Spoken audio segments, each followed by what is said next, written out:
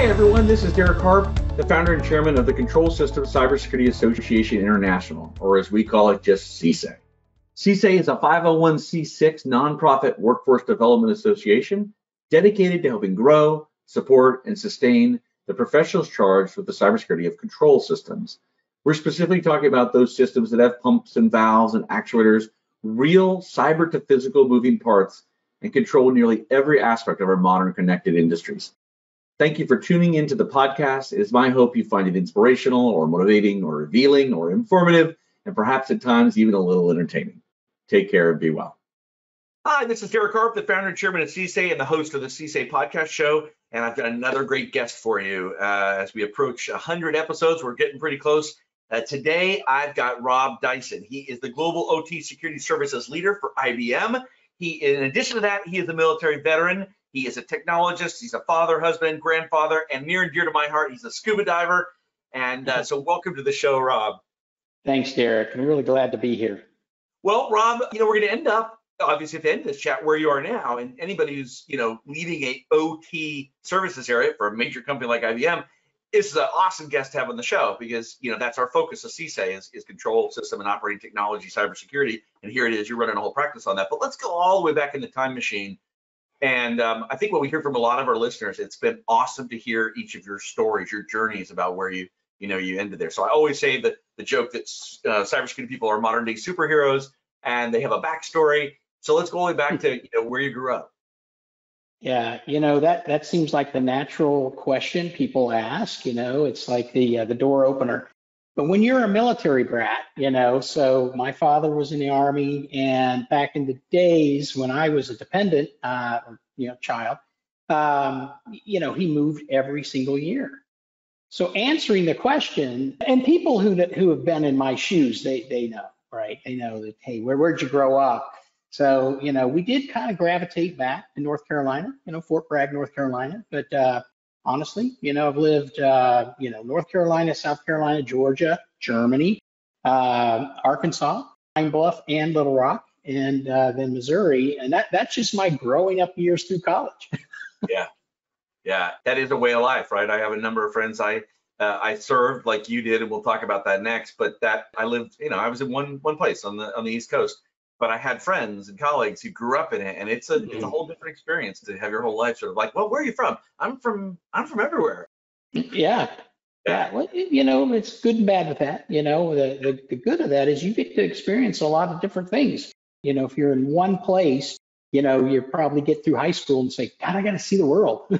Yeah. Or I get through high school and I go, man, I'd like to just land somewhere for a while. Yeah. Well, it's funny then. I was in the other category. I'd grown up in the Midwest and really hadn't gotten a chance to get to see the world, and so that was part of my motivation. Was like I gotta go see what's beyond the borders of Midwest. Absolutely, yeah. So just different perspectives, right? Yeah, absolutely. And I bet it's a part of who you are today. I mean, as far as you've had perspective and culturals, you've seen other cultures, you've worked with lots of groups. Your practice is global, right? Your current practice. It is. And, traveling around the world like I do, because that's what I do. So it isn't as hard for me probably as it would be for some, right? I mean, it's just, I've been all around, different cultures and so on. And I think I'm very adaptable. And it probably goes right back to my childhood. Yeah, probably does. Yeah, makes sense. Or formative years. So I always am curious, when or if cybersecurity, typically not control systems, but either one of them intersect with anybody's pre-adult life. Is there any technology, or even technology, not just security? Anything in your early? Prior to going to college, I always felt like I'd like to do something in technology, not because I've been exposed to it really. It's just because there were people talking about it. Now you got to remember though, this. I'm an old timer, so this goes back into the 70s, when, there wasn't a lot, out there other than like, the Jetsons or something like that, Yeah. but, I just was always intrigued by, just technology and, these, future types of things. And it kind of goes back into my nature of really wanting to do new things, not just kind of doing the same old thing or I always kind of got that pioneer spirit, I guess. Yeah. And so if I remember right, you went into a computer degree, base degree. I did, and that's what drove me to do that right off the bat. Like, so, a lot of college freshmen, they go and they don't really know what they want to do, right? I mean, it's normal. I have 2 kids, so Yeah. but when I went in, I was driven. I said, I want to go into some sort of computer science. And back in those days, it was IBM, Hollerith cards, card punches, and you're writing out your programs, and then you're having them punched up for you. That's what I learned on. So I stuck to it. I went in as a freshman, started taking those classes, and I went all the way through and got the degree. So yeah, I was pretty driven. Yeah, that's sort of, well, it doesn't matter. Editor, cut that out. I was going to make a comment that we don't need to make. So at this point, and I'm curious, I know you go into the Army. Were you an ROTC? Yep. Yeah, so military family. And actually, my whole family, I have an older sister and a younger brother. And so my older sister was already in ROTC. And so, my dad is like, hey, you just do it, go for the scholarship. If you get it, great. You got free tuition and everything. And I was somewhat the rebel. I'm like, I don't know if I really want to do that, but after paying for my own college for one freshman year, I said, okay, fine, I'll apply, halfway hoping I wouldn't get it, but I got it. So I got a 3-year ROTC scholarship, which I really loved, and, graduated regular Army. And so, got the commission, and that's how I got started, with my military career. Well, I think if I remember right, if I were younger, maybe 20 years younger, I would still have to make an Army joke right about now because I went Navy. But you know what? Now it's just like, hey, thanks for your service. I'm not going to make any disparaging comments about, ground pounders or whatever. I don't remember even all the jokes. I don't. I've purged them. I'm used to it. My sister is married to an ex-Air Force, so we always have the rivalry around Army Navy game, and of course, there's always the Army Air Force jokes. And I believe something about calling them the chair force comes to mind, but yeah, I yeah, something like that. So what did you do then? What was your, it looks like you did a similar to me. I did a little over 4 years based on a commitment, and you did as well. What did you do during that 4 years? I've been, my whole career, I feel like just so lucky, so fortunate. So I joined, and I went 25 Bravo with Signal Corps, and 25 Bravo was information technology. So but I got assigned, of all places, to Fort Bragg, North Carolina. Well, if you remember, I was saying I kind of was back and forth to Fort Bragg. So my dad was Special Forces, so that was a big Special Forces location. Right. And so I'm assigned, 82nd Airborne Division at Fayetteville, North Carolina, at Fort Bragg. And I started off logistics for just a short while, but then they said, hey, we're going to create this mobile data center. And they chose me to basically implement the thing and run it, so that's why I tell people I'm the first one ever, and I know this because nobody else could say that actually ran a mobile data center. Now I'm going to put a little twist in it that can be airdropped out of a C-130. When you throw it all in there, I challenge anyone to say, I used to do that. I don't think so. Yeah, but no, we'd take the chassis off the back of a semi-trailer van, right? And back in the days, remember, you had disc packs, you had tape drives, and you had Hollerith cards, believe it or not. And we were running that computer out of that semi-trailer van. But you want to talk about business continuity. Hey, you don't learn business continuity until you really have to pack this thing up. You take it off the truck chassis, right? And then so you got the deuce and a half that's going to be dropped as well. So you got a deuce and a half, a chassis, and you got that, box, the semi-trailer box, and all of it's going to be pushed out of the back of a C-130. And then we put it all back together, take it off into the woods somewhere, and then, we use microwave for communications, and we use generators for power. And that's that, I'm talking real business continuity, put it together, get it powered up. get your communications connected, and there you go.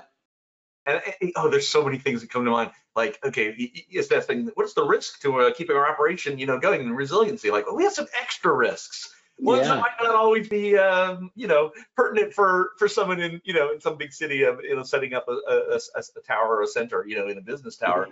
You had some extra risks there. It's interesting. I never thought about this, but the truck as well. So it wasn't about dropping it into a place where you implemented it. It was dropping it and potentially moving to a place where you were going to implement that. Right. Now, when we weren't in the field, so to speak, we would run that. We had a fenced-in area, but it was still a semi-trailer. We would never change that, and we had regular building power. We didn't have to run off generators. When we go out to the field, we have to be able to pack it up, load it, and then drop it. And we would all jump in because we're all, everybody's airborne, when you're in the 82nd Airborne Division. So you jump out as well, that's your own practice to go and then, put it all together and run it.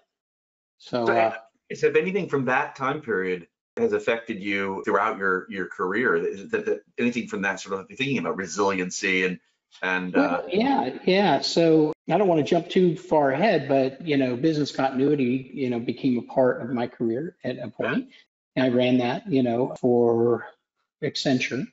And I built that business practice for them, so, the whole thing about, I can kind of go through the steps, of the things I've learned, which actually benefits me today, in the role that I have, but it is kind of somewhat stair steps, but and I didn't know it in the day, business continuity and all that, but boy, when you start applying it to, corporate business, for me, it sinks in a little different than say some other people who thinks it's more like, disaster recovery, failover, and all that sort of thing. For me, it's really more, gosh, how do you get this running, full stop, and even in some cases, having to move it somewhere. But so that was good training.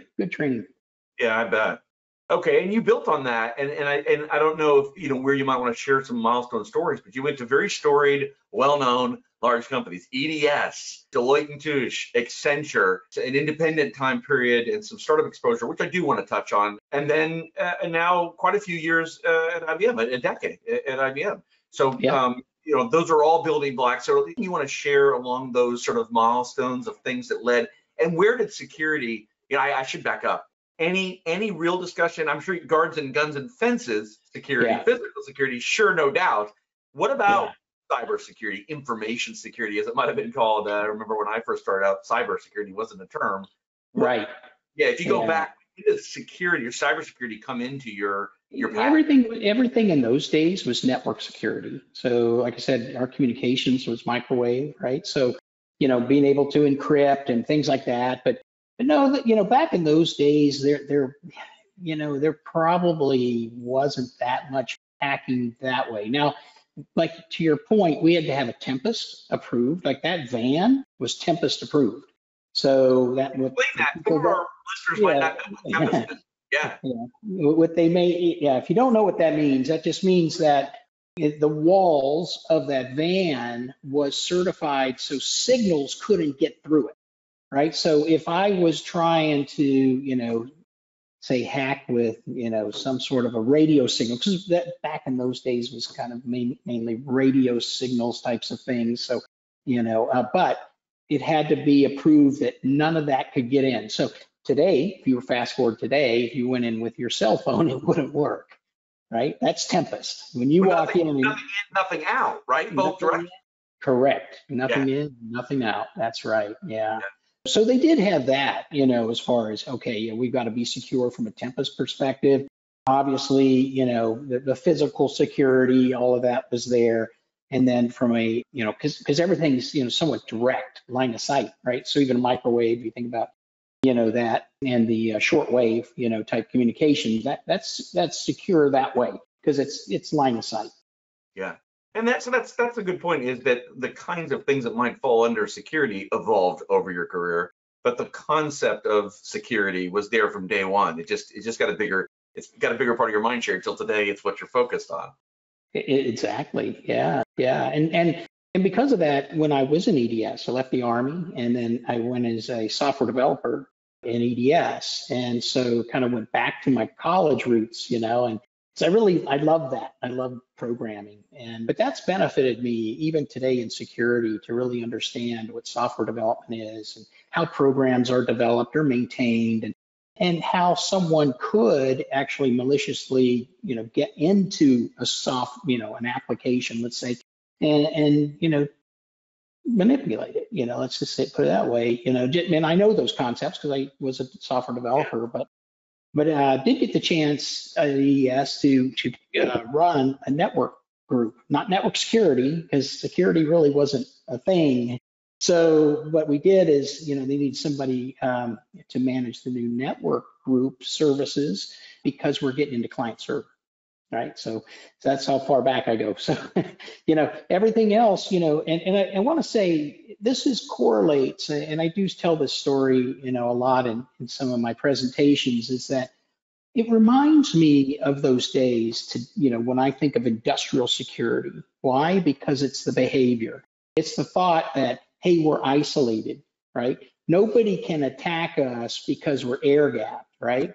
Well, you go back to those days, like say the 90s, everybody felt that way too, because they had private communications with their data center, right? And everything was terminal driven. We didn't have client server even in those days. So everybody felt secure because, you kind of owned it all. The data center, the network connection, you'd buy private lines from the communications companies, and that's how it worked. And then we went client server, and that changed a lot, right? So now we started seeing, malicious activity because of just client server.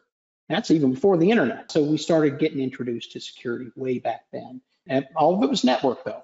And that's why I tell people today, hey, if you really want to be good in OT security, learn the network. I'm going to tell you there's, a security program has all parts, right? But learn the network. And I think that's where I think some practitioners really have, I don't know, I guess kind of missed a step. They're not learning the network and how the network really does work, because it's hard to really understand security if you don't understand the network. That comes up a lot. That you are not the first person to say that. It's like, if there's one thing to really know fundamentally, understand how that networking works, and the 7-layer model, OSI, and just the protocol, the basic thing, the building block, if you will, of all this stuff. It's curious, That's right. A different discipline too, which is understanding how software is made. A lot of people don't come from that background, and that's fine. Maybe they really know networking, which is great, but you do bring some interesting things from software too. So if these software engineers that are out there that say, hey, I'd like to really break into cybersecurity, because we get the question all the time, how do I get into this? How do I get into OT cybersecurity? You could say in the greater context, how do I get into cybersecurity at all? So software developers would bring a great asset with them, but one of the first things they could look to try to master is the networking part, right? Add that. That's right. They still need to know that. Yeah, because if you don't understand the network, I guarantee you're going to be caught off guard, because companies are going to pull their network architecture into the story at some point. Hey, I'm using, these various different devices, and if you don't understand how that network is architected or why it is, it's hard to give somebody advice back on how to really create a good security program, because that network's the foundation, right? Yeah. So where, security, obviously that theme takes over your life more and more at each of these steps. Do you remember when it completely takes over? Is that, what did Deloitte and Accenture, what was sort of the percentage of cyber work you were doing? Well, that was the big break, right? So I left programming in EDS, did that network security or network. I always throw security in there myself, but the network services job. And then I got asked to do a data management. I run a brand new offering around data management. And so at EDS, we had created, I guess it was a tool called Media Vault. Yeah, I can call it that. And that was the early days of search engines, right? This was before Google, before all that, I think it was a big missed opportunity by EDS, but that's kind of why I left. I felt like EDS just wasn't getting it, and it was early internet, and we'd created something pretty slick that honestly could have competed with the Googles of the day that came later. But, I got a typical thing, our careers, I get a call, right, from a recruiter. that says, hey, I got this great role at Deloitte and, it's for SAP security. And I said, and you're calling me? I said, I don't know anything about SAP and I had no idea about security. And they're willing to take a chance on you if you want to take a chance on them. And I said, you know what? I like that answer. I'm going to go and see what this is all about.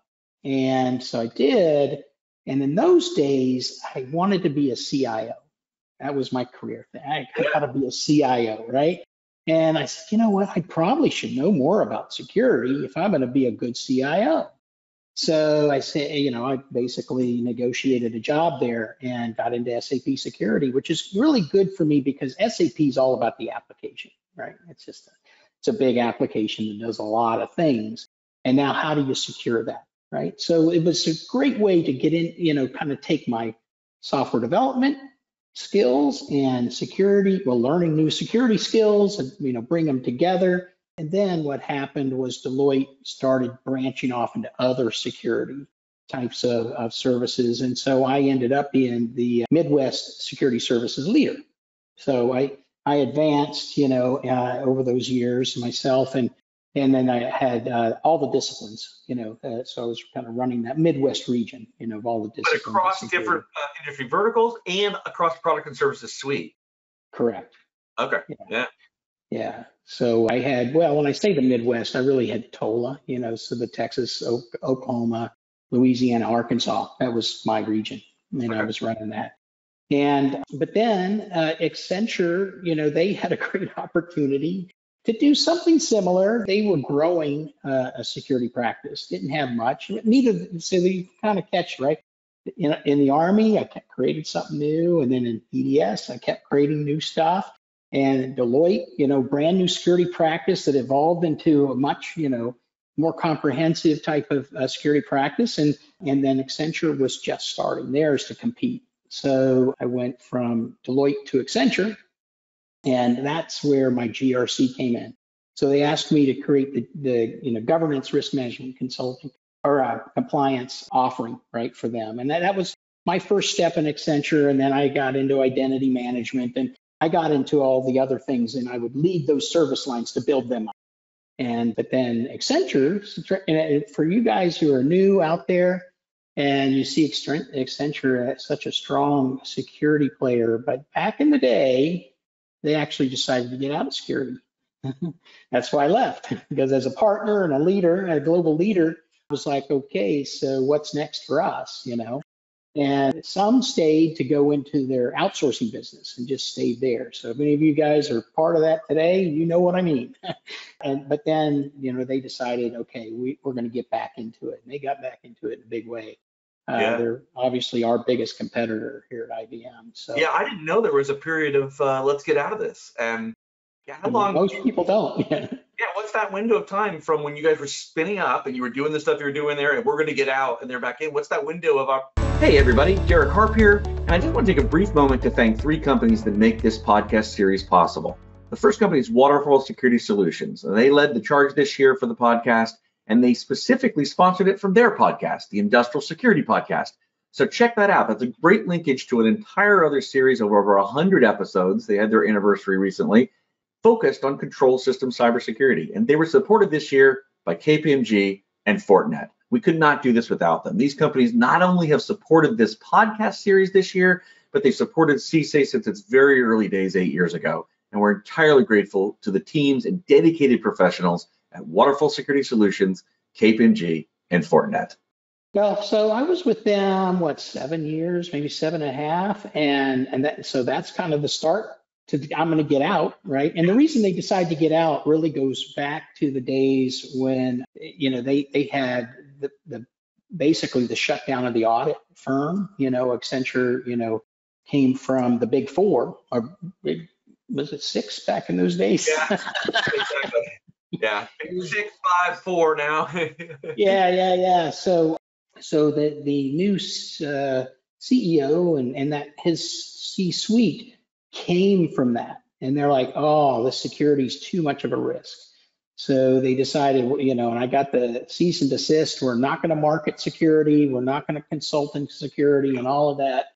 So that's where, if you look back, my peers, all the partners and everybody ended up going to different places and are, probably competing, like some went to Deloitte, some, went to KPMG and so on and so forth. But yeah, all of us kind of scattered, and I had that non-compete, right? As all of us did. And so that's when I jumped into, did a little bit of my own consulting. And then I also got an opportunity to do a startup with a friend and, in GRC, so he wanted to start something. All bootstrapping entrepreneurs of all types who can never afford to get somebody with your profile to join me at this crazy idea I've got. Thank you for doing your time at a startup. Yeah, exactly. So it was a lot of work because I seem to be the knowledge guy. Yeah. So yeah, that was an interesting year. But any words of wisdom for entrepreneurs in the cybersecurity space? As we have some of our listeners are definitely from that group, and sometimes people like you can share, especially because you've got the different perspectives. You can share a nugget or two. Their frustrations. It's long sales cycles, hard to get taken seriously. How to get big companies to take me, buy my product. Any words of wisdom for cybersecurity entrepreneurs and their teams? Yeah, absolutely. I think that's the time where, looking back at my startup time, do some things for free, right? Just go out there, work for clients, showcase what you can do, show the value, and then let them help you, launch your company.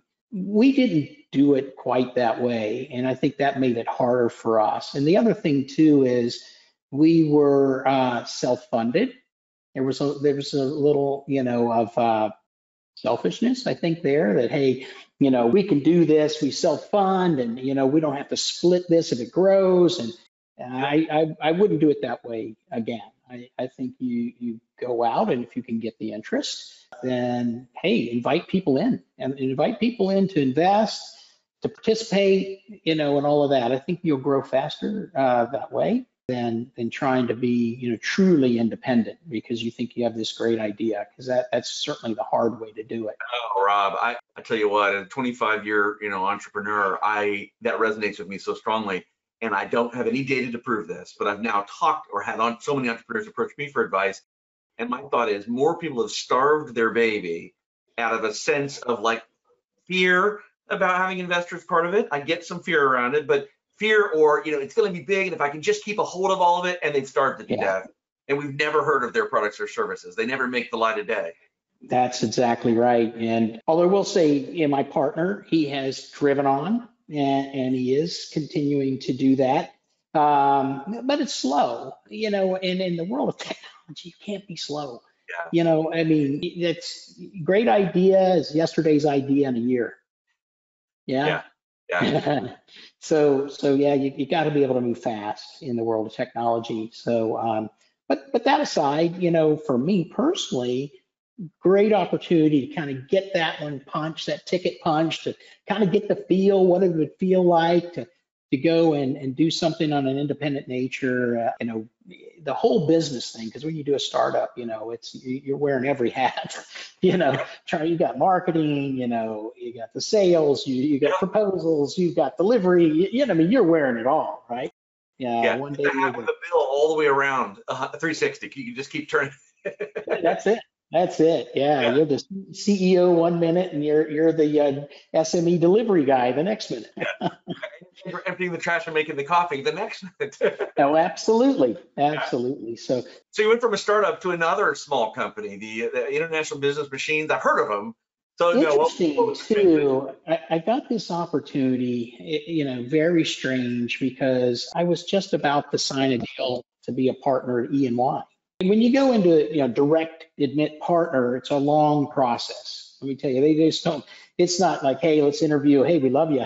And this would have been for me to run the security practice in the Middle East. They just wanted to start up a Middle East security practice. And that would have, been a big hit on me family-wise, because my family didn't want to move. And so I would have been out. And so, like I say, a long process. Most of that year, I've been interviewing with them, and living, if you had brought that family dimension and moving to other parts of the world, including that part of the world, there's a lot of questions around doing it. Yeah.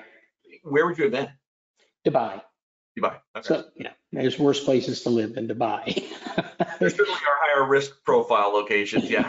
Yeah, Dubai is certainly nice, but but my family wasn't going to do. They were, high school, Oh all yeah. that. So, Yeah. so they're not going over there. But then out of the blue, I get a call from what I thought was a recruiter from IBM, and talking to me a little about what they're doing and asking me about my interest, blah blah blah, and I told this person, I said, hey, this sounds really cool, and obviously IBM, I like IBM, even though I've worked there, I know IBM, and so this guy says, well, look, I think what we need is face-to-face interview. I said, but, hey, I'm going to tell you flat out, I got to move fast.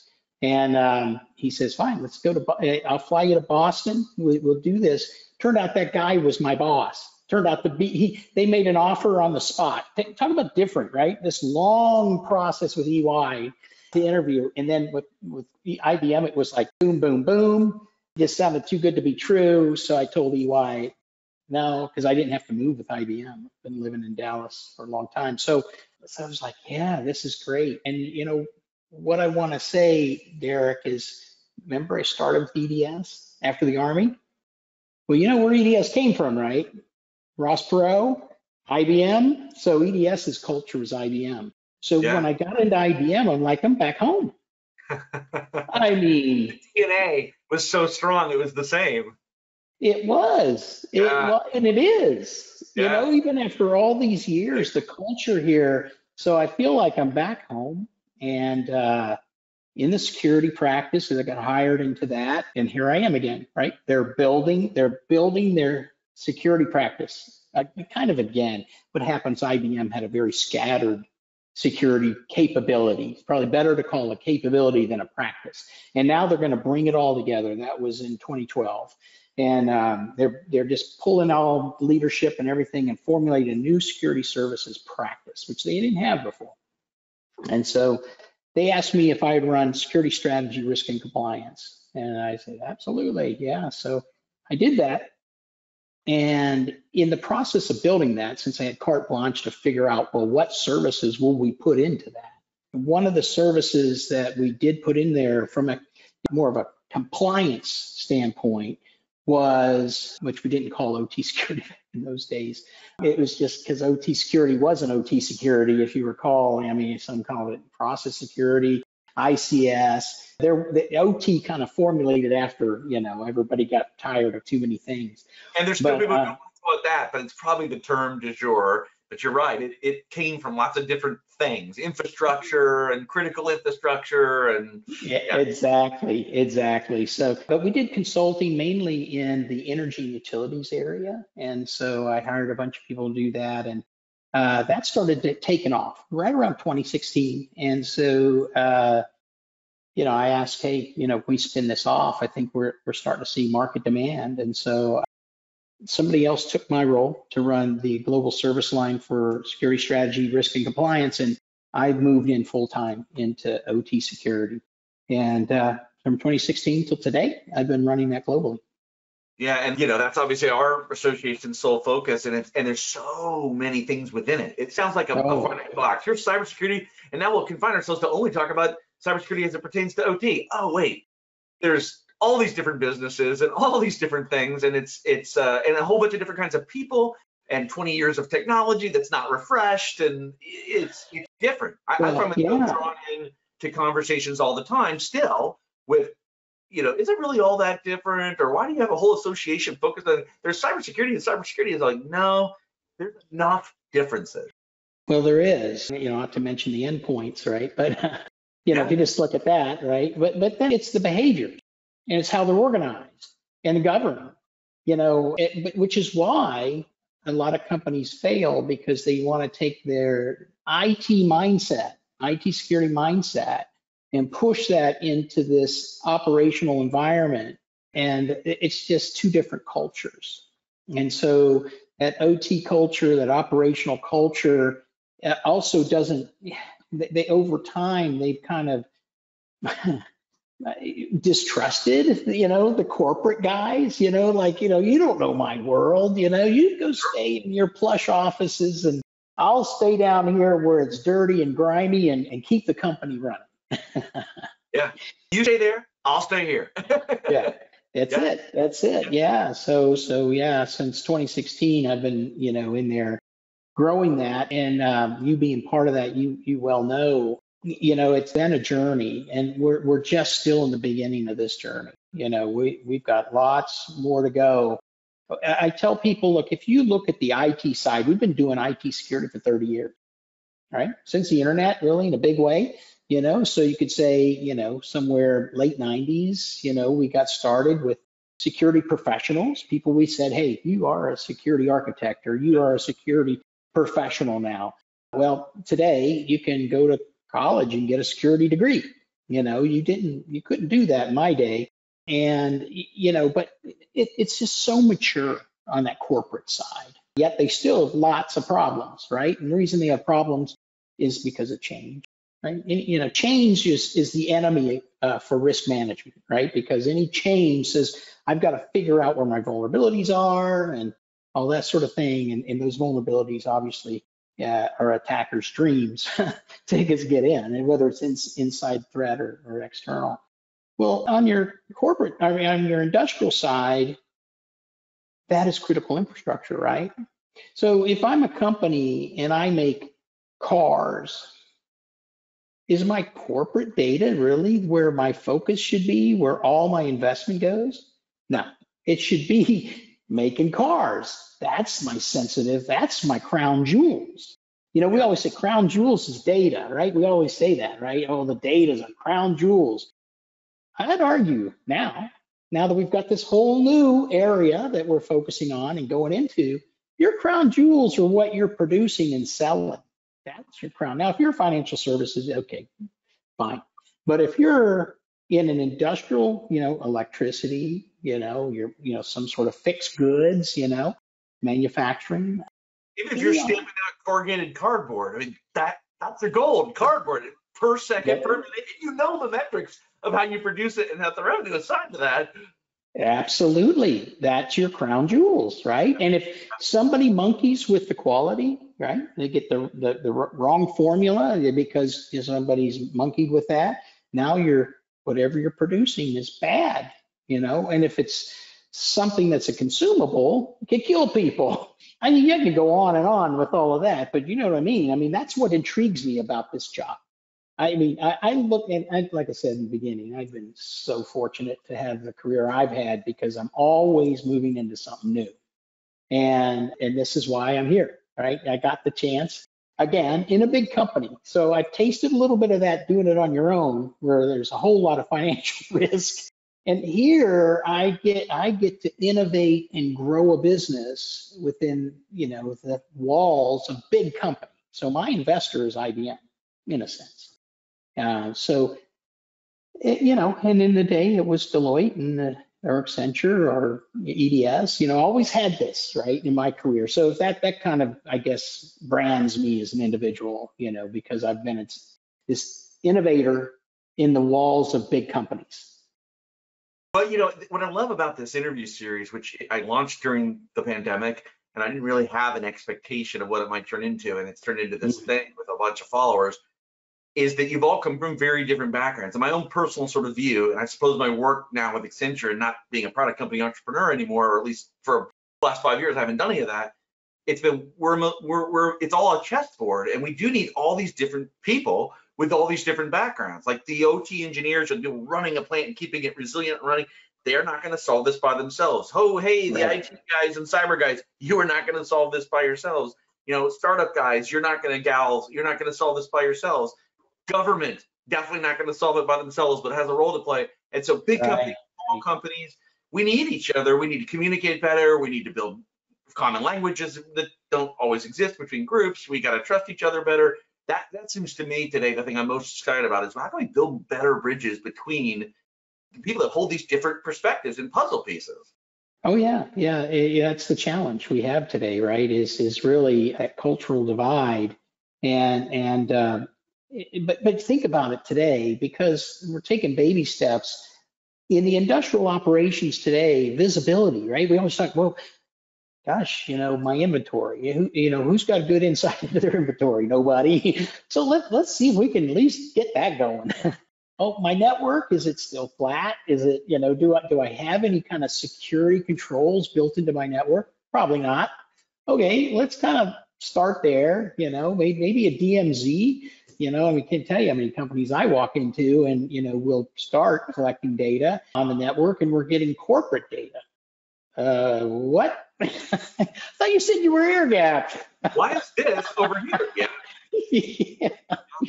I mean, About the assets, it's like the assets that we bought, that we own, and these assets that apparently are on our network that we don't know what they are. Yeah, and then you talk about shadow assets, right? Because somebody put stuff in there maliciously, or maybe not even maliciously, like the whole thing about iPhones or phones in general, just mobile phones, and you need them charged, right? So they pick a USB port, plug it in. It's like, yeah, what a great way to just move that malware right in, Yeah, let's talk about the air gap concept. So where was the phone just 4 hours ago? Outside your network? And now it's being charged inside your network? I think the air gap notion, let's just not use that term anymore. Yeah, exactly. Yeah. But a lot of them still feel they're air gapped. Yeah, and they want to use data diodes and everything to prevent data from coming in or going out. I mean, I tell you, it's very interesting mindset that we're working with today. That'll change 10 years from now. Let me tell you, it'll be a whole different world. Yeah, well, my perspective is I switched over, started working in this area 13 years ago, and thought things would be maybe further along than they are now. But it is a thermometer, a barometer, whatever, and it's rising. And there is more of everything, more knowledge, more discussion, more growth, more boards talking about it. Absolutely.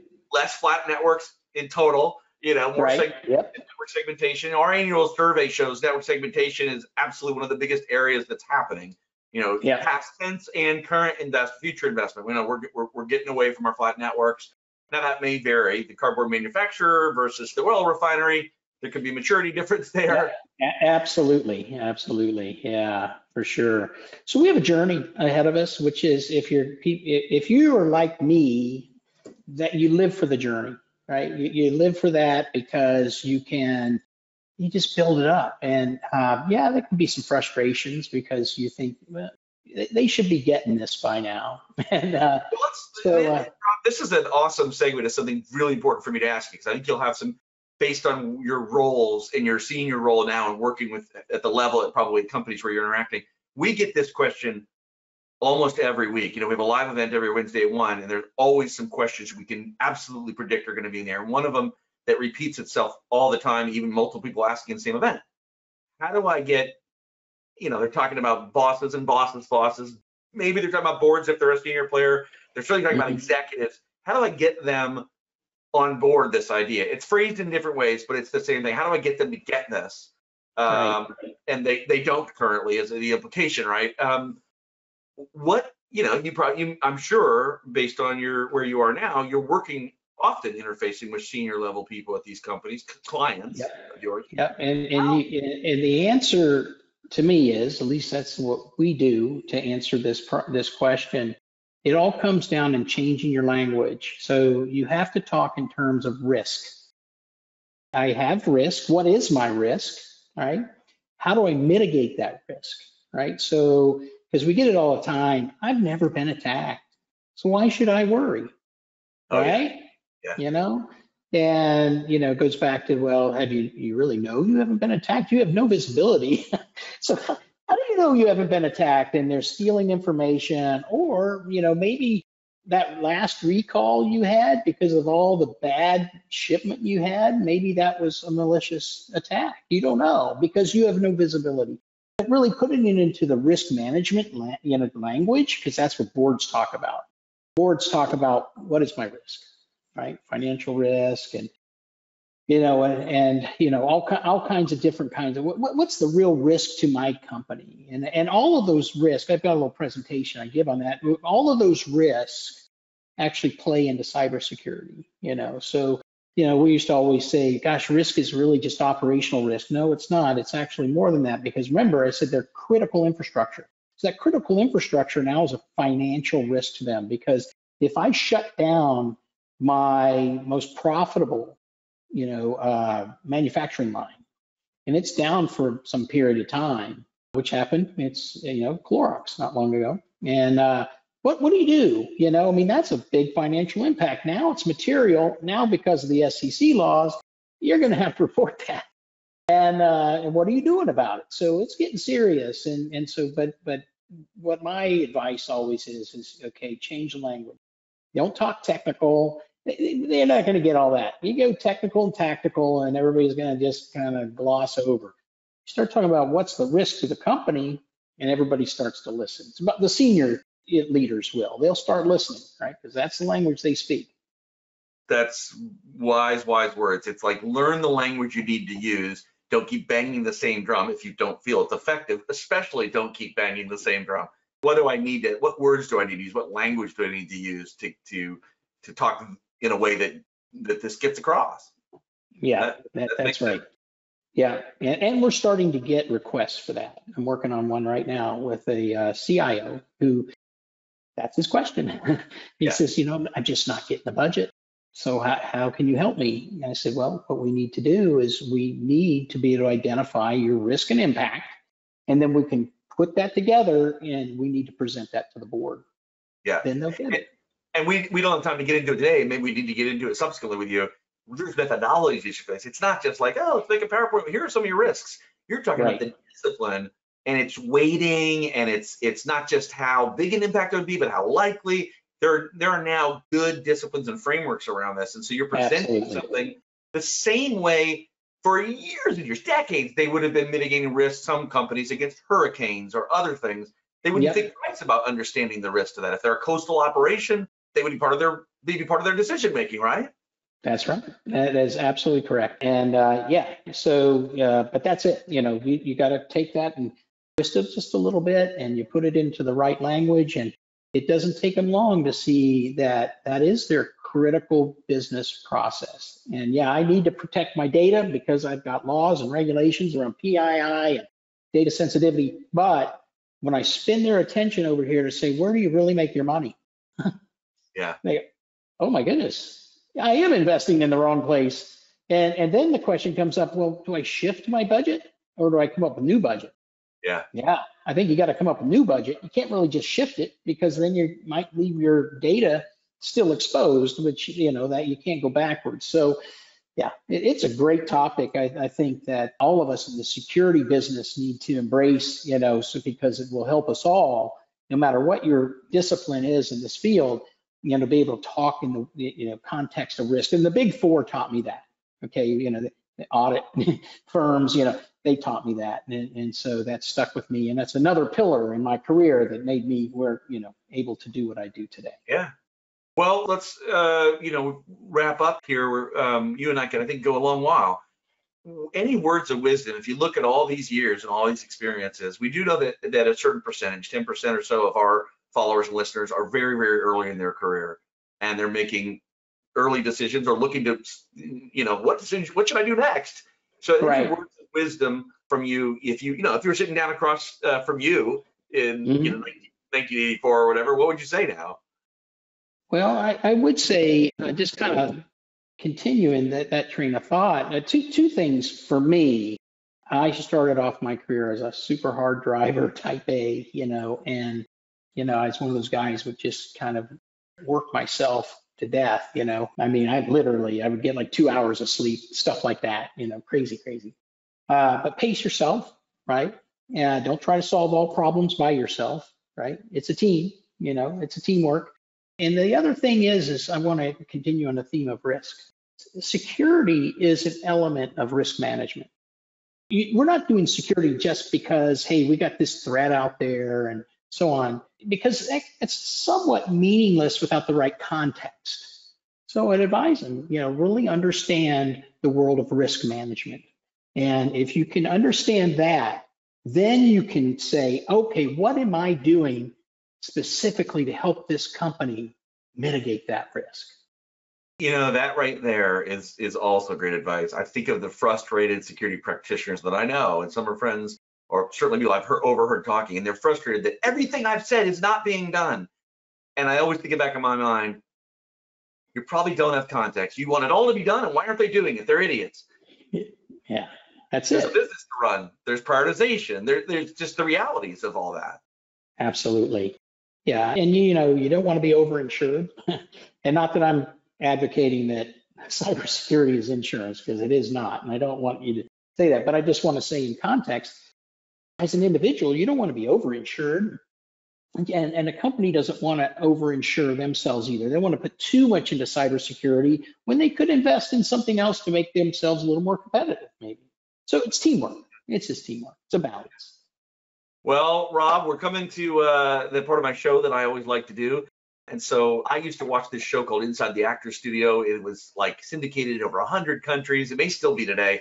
The longtime host, James Lipton, has passed on, but he ended these interviews with all the great actors and actresses of the day. He ended the interviews with them with this Pivot questionnaire that he got from a French show. So I think it's like 50 years, this exact same 10 questions been asked a lot of people. So I adopted it and sort of tipped my hat to that show. And so if you're up for it, I'll ask you the 10 questions from the Pivot questionnaire. Okay, I'll do my best here. All right, let's do it. What is your favorite word? Comprehensive. And so you'd have to ask me the next question, which is, what's my least favorite word? Right? That is the next question. Why would comprehensive be my favorite word?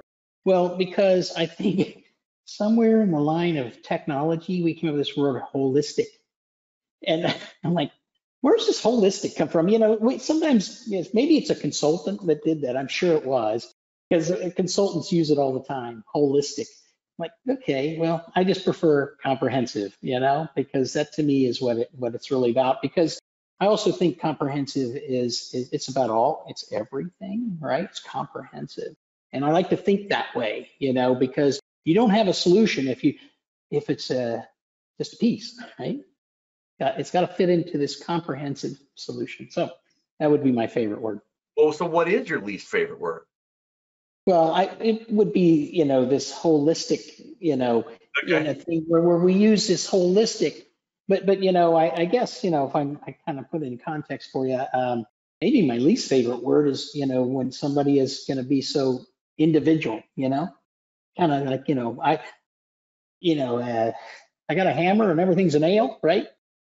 That kind of thing. So, when you got this kind of focus, this has happened to me recently, and I was like, well, gosh, it seems like it was a vendor. They had a product. I'm like, man, it's like your product can just solve world hunger. Yeah. No, we got to fit this into this comprehensive solution. So where does it fit? Where's its strength? And don't tell me about all these things you kind of have aspirations to do. Makes sense. What turns you on, either creatively, spiritually, or emotionally? Well, at this point in my life, I've really gravitated more to be a family, family first. And I'd say that's what really drives me, motivates me in all those categories, whether, be spiritually, motivational. That's my priority today, And so I think I've found a much better balance as I've gotten older and matured. What turns you off? Well, strong egos. So I think, to me, life is all about teamwork. And when you get these people that come in, it's because of their title or usually it's their title. They feel like, well, I'm in charge, so I don't have to work. Right? I'm just going to tell you guys to do this. Don't do as I do to kind of people. That's a turnoff to me. And we've all seen it before. I have peers like that and so on. It's just, it's a turnoff. What is your favorite curse word? Yeah, well, it's a tough one. And I don't have a favorite, but I would like to say that I do see some people that love to use their favorite quite frequently. Maybe the overuse of their favorite. What sound or noise do you love? Birds chirping, singing. That's kind of my favorite, especially, well, usually it is in the mornings, but, it's nothing like waking up somewhere, right? And it's calm and you hear the birds, and that's my favorite. What sound or noise do you hate? Any high-pitched noise, especially if it's long duration. That drives me nuts. What profession other than your own would you like to attempt? Well, I just love the water, right? So I would like to do something like yachting or something like that, where I could just be in the water and water sports and that sort of thing. That'd be a great profession if I could just do anything. Money's not an object. Now, that being said, I'm not going to go back on my career because I've been very blessed. What profession would you not like to do? A roofer, right? So I see these guys up on the hot roofs and I'm like, man, how can they do that? My hat's off to them. Hard work. I couldn't do that. And if heaven exists, what would you like to hear God say when you arrive at the pearly gates? Well, I would like to hear that I did a good job, that I handled the challenges as good as best I could, and that I treated, people that were around me, friends, family, work colleagues. I treated everybody fairly. Well, thank you for sharing all that you did today and for all that you've done for the security industry going back a long way, and for your service to our country. Thank you for that. I'm just now wrapping up with Global OT Security Services Leader Rob Dyson at International Business Machines. Thank you for everything, Rob. Thank you too. Take care. Talk to you soon. You bet. Take care. Hi everyone, this is Derek Harp, the founder and chairman of the Control Systems Cybersecurity Association International, or as we call it, just CSA. CSA is a 501c6 nonprofit workforce development association dedicated to helping grow, support, and sustain the professionals charged with the cybersecurity of control systems. We're specifically talking about those systems that have pumps and valves and actuators, real cyber to physical moving parts, and control nearly every aspect of our modern connected industries. Thank you for tuning into the podcast. It is my hope you find it inspirational or motivating or revealing or informative, and perhaps at times even a little entertaining. Take care and be well.